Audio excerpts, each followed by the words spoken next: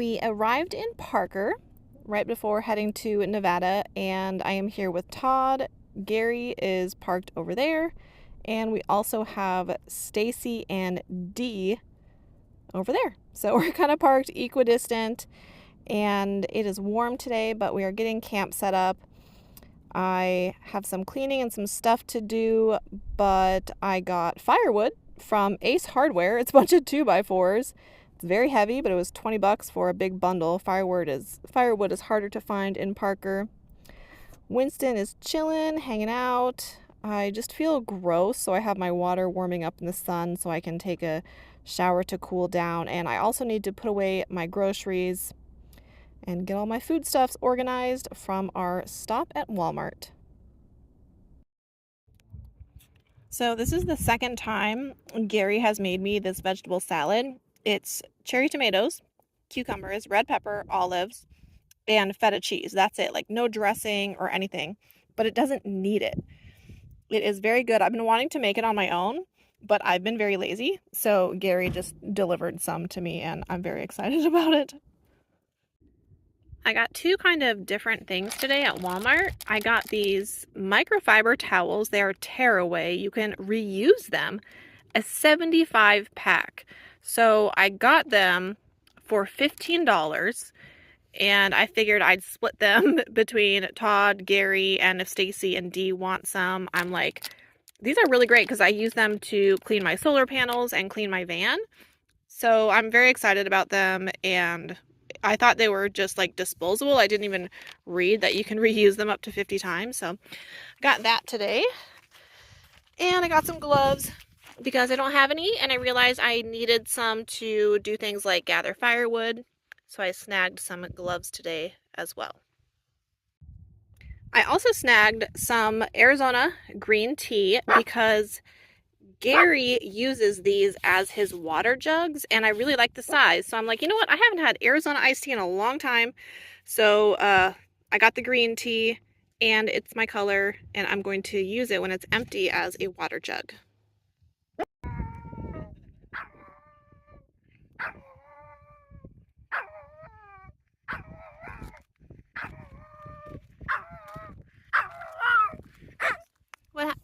What happened? Did someone walk by and not acknowledge His Majesty's existence? You didn't get your existence acknowledged by somebody? Wow, that sounds like a tough day. That sounds like a tough day. What happened? They didn't say hi to you? His Majesty the Prince? Oh. My plate fell twice and I still ate off of it. Is that supposed to be bacon, Amanda? Yeah, it's gourmet. Gourmet. Isn't it real nice? It's very gourmet. Gourmet with a side of ashes. Just extra flavor. But it's fine. It's like seasoning. It's like seasoning for van lifers. Oh shit! Wow. Oh, we just lost a piece. I'll just burn That's it. it. I'm just throwing it in the fire. So tomorrow I am heading to Nevada, which means today I'm doing all of my finalizing of plans just for tomorrow.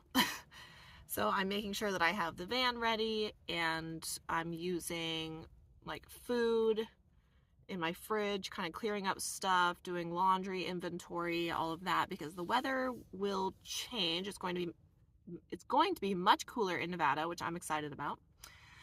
But just doing all those last minute travel things. We have about a 3-hour drive to our first destination tomorrow, and I plan to leave by about 10:30. So today is preparing for that, getting my rooftop box organized, showering, washing my hair, just all of those things. And I'm very excited because it's going to be like 73 tomorrow, and then it's going to cool down. That'll be the warmest day for like an entire week. So that I'm stoked about.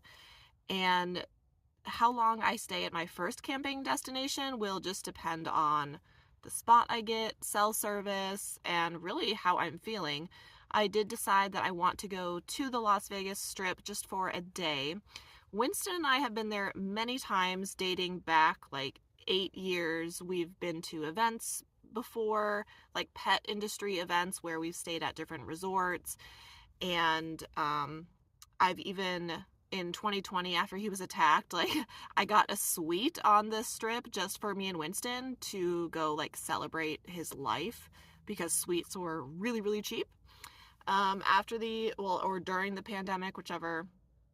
So we've done plenty of Las Vegas time, which is fun because people watching there is always a blast. But I think we might like drive the strip or just walk it for a day because the weather will be in the 60s, and it'll just be something like fun to do on YouTube. I do have quite a few sort of touristy things I'd like to do in Nevada, but ultimately it depends on how long I'm going to stay there. So in the meantime, today I just have to do all my chores and get ready for travel.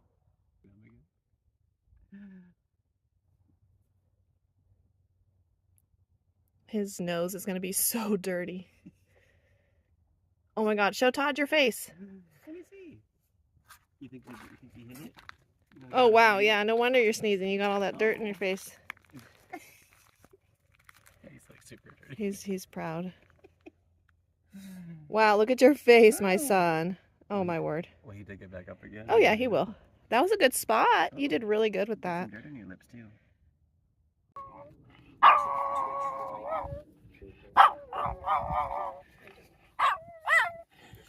Oh my, what is it? Oh my. You're silly. When I am traveling somewhere new and I need to find campsites, there are 2 apps that I like using. One is Campendium, and I like Campendium for finding all of my campsites, and that's it. So like all of the BLM land that I camp on, National Forest, I find those spots on Campendium. I also use iOverlander, and iOverlander for me is great for finding amenities like laundry, water, trash dump. You can find dump stations on there. You can find places with Wi-Fi, showers. I don't know if I said showers, but finding showers, and also finding great spots for like an overnight stay. Like you can find a dirt lot that allows overnight parking if you're traveling. So I really like iOverlander specifically for my on-the-go travel needs, especially if I'm in a state that I'm not familiar with. So I do recommend both apps. I know some people like iOverlander for everything.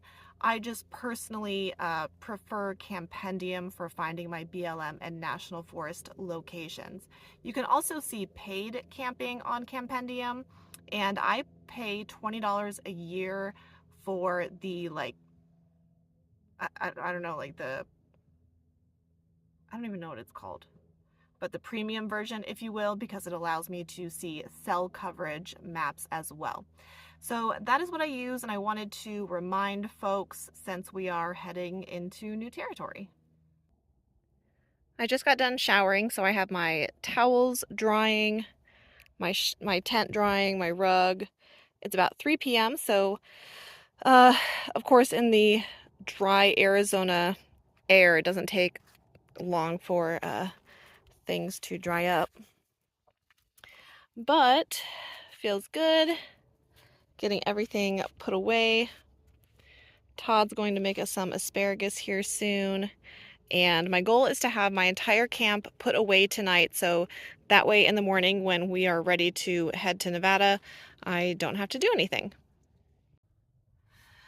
So something kind of strange just happened.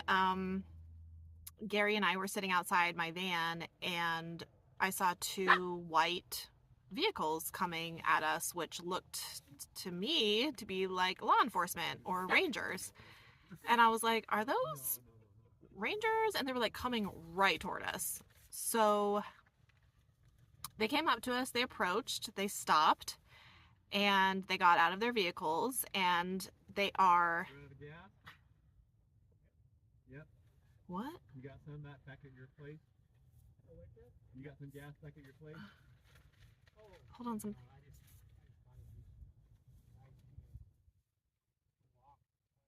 Okay. Oh, you're just checking it out. Gas.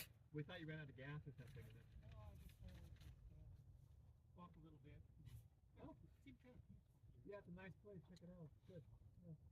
Oh, We thought you were the guy down here who has a motorcycle too. Is that you? Yeah, it is. I thought I just parked.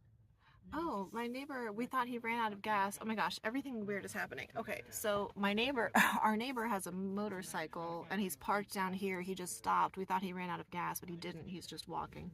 Okay, I don't know what's happening. Everything is like bizarre all of a sudden. So these sheriff's deputies from San Bernardino County got out of their vehicles and they approached us and they said, hey, have you guys heard any shots being fired? Have you heard any guns? And I was like, oh, haven't heard anything. And Gary said that he actually heard shots yesterday before Todd and I showed up to camp. And apparently it was like across the street in a ravine that it sounded like the shots were coming from. So they were super nice sheriff's deputies, very nice guys, and they said, yeah, you know, it's legal to shoot guns on the BLM land, but we are very concerned as to the safety of the campers, the legality of the firearm, and if it was an automatic weapon. So we are camped right outside of Parker, which is actually in California. So we are technically in Big River, California. And the firearm laws between California and Arizona are extremely different. And California law enforcement actually takes the use of shooting a firearm on BLM land a lot more seriously than the Arizona law enforcement takes it. That's just in my personal experience. So we chatted for a few, and Gary was kind of able to give a description of, I guess it was like a Sprinter van and there were 3 guys and whatever, but I didn't see anything. So I just thanked them for, protecting us and taking it seriously, because as a responsible firearm owner myself, I would not shoot my gun in a scenario like this when there are other people around. I just don't, it's just not safe. It's just not, I'm not a fan of doing that. So in Arizona, like even in national forest, as long as there's not a fire ban, you are allowed to discharge your weapon if there is a safe backdrop, regardless of if there are people around. And I have talked to a law enforcement officer about that before in the past, and I don't like it. It's just like, why do you need to shoot your weapon when there are campers and children and people around? I think it's kind of silly. So that was our run-in with the sheriff's deputies today. I was like, oh my god, were we like partying too hard last night? The music was loud, or someone complained about us, but no, it was none of that. They were just asking if we had heard anything and keeping us safe. So ultimately, it was a nice encounter, and I appreciated them checking in. So and then we just saw our neighbor here, and it's all a bunch of crazy. But anyways, we're headed to Nevada tomorrow. Be looking out for some good content. I'm excited about it. I'm going to wrap up this video. Thank you so much. Remember to give it a thumbs up and subscribe. I will see you next time.